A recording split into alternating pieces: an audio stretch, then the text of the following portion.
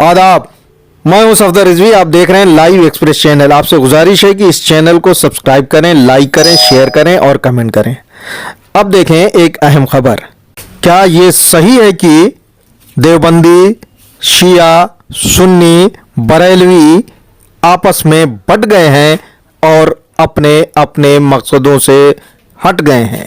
शायद इसीलिए हाशिम फिरोजाबादी की नज्म की ये पंक्तियां आज भी उत्तर प्रदेश के मुसलमानों से सवाल कर रही हैं कि वे क्यों बटे हुए हैं। ये सवाल इसलिए उचित है क्योंकि चुनाव से पहले उत्तर प्रदेश के मुसलमानों का जो हाल दिखाई दे रहा है, उसे देखते हुए हाशिम फिरोजाबादी की इन पंक्तियों को सुनवाकर मुसलमानों को जगाने का मन हो रहा है।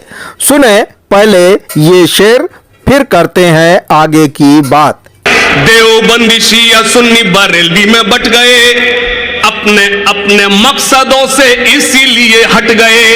अपनी अपनी मस्जिदें हैं, अपने अपने पीर हैं, तरकशों में जंग खाए सारे टूटे तीर हैं। सैकड़ों खुदा हैं जिनके एक जगह खड़े हैं, एक खुदा वाले सारे बिखरे हुए पड़े हैं। कौम को मैं आईना दिखाने आज आया हो, सोए हुए शेरों को जगाने आज आया हो। जी हाँ, सुना आपने। क्या ये सही नहीं है कि उत्तर प्रदेश के मुसलमान अभी भी सो रहे हैं? क्या उनके पास कोई प्लान है? क्या वे अपने भविष्य के बारे में कुछ सोच रहे हैं?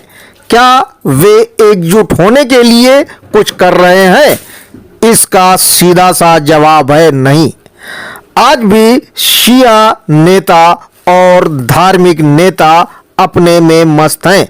इसी तरह सुन्नी नेता और धार्मिक नेता भी सो रहे हैं। किसी ने मुसलमानों के इत्तेहाद के लिए कुछ ऐसा नहीं किया है जिसकी तारीफ की जाए।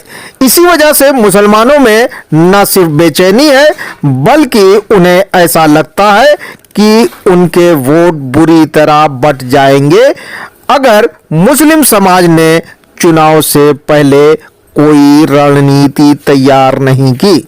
मौजूदा समय में सभी राजनीतिक पार्टियां मुसलमानों के वोट पाना चाहती हैं।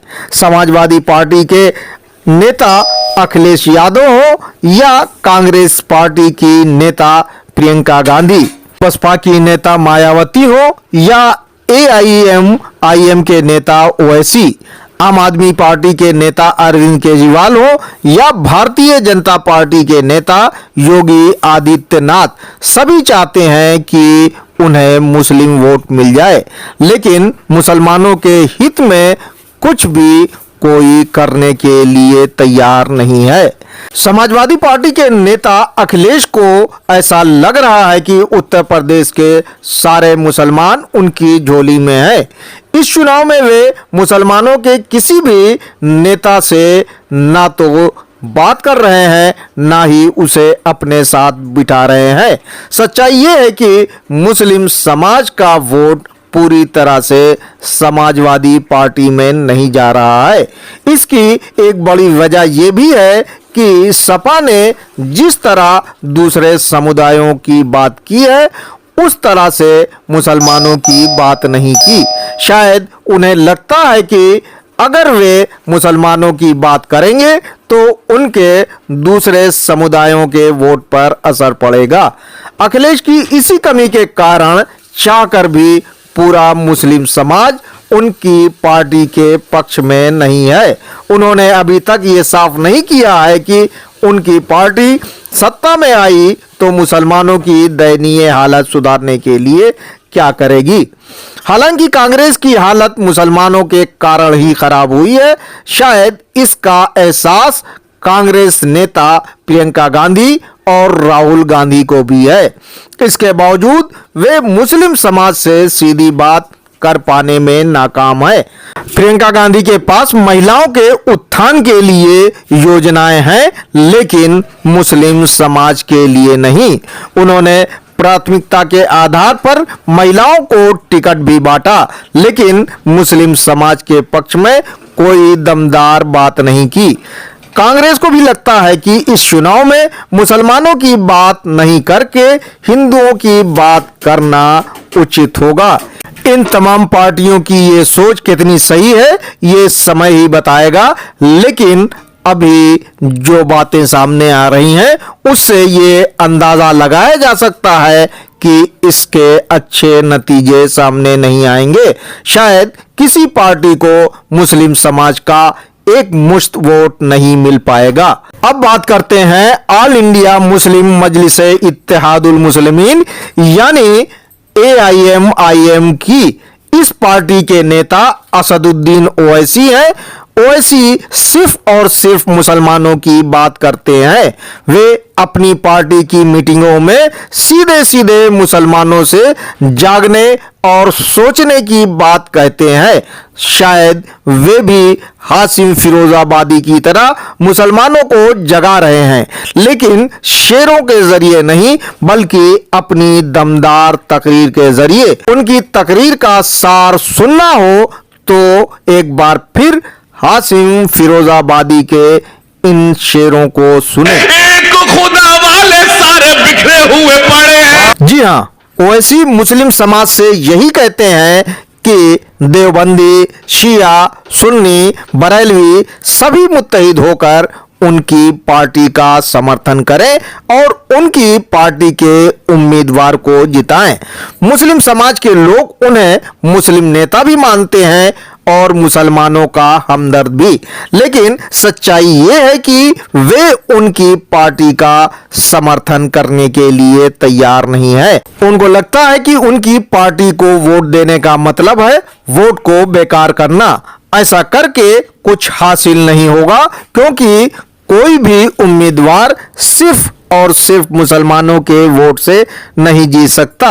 ओवैसी की पार्टी के उम्मीदवार सिर्फ वहीं कामयाब हो सकते हैं जहां 50% से ज्यादा मुसलमानों के वोट हैं, लेकिन ऐसी सीटों पर उनकी पार्टी के अच्छे उम्मीदवार नहीं हैं। इन पार्टियों के अलावा भी कई दूसरी पार्टियां मैदान में हैं जो मुस्लिम समाज का वोट लेने की कोशिश कर रही हैं। इनमें ऑल इंडिया माइनॉरिटी फ्रंट के नेता SM आसिफ भी आगे हैं। उनकी कोशिश ज्यादा से ज्यादा मुस्लिम उम्मीदवार खड़ा करने की है।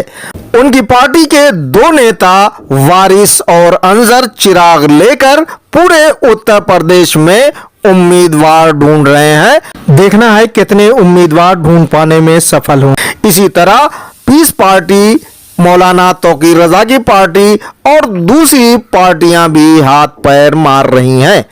अब आखिर में बात करेंगे भारतीय जनता पार्टी यानी भाजपा की। भाजपा कभी मुसलमानों की बात नहीं करती और न ही मुसलमानों को टिकट देती है। इसके बावजूद वो मुसलमानों के वोट हासिल भी करती है और बेकार भी करवाती है।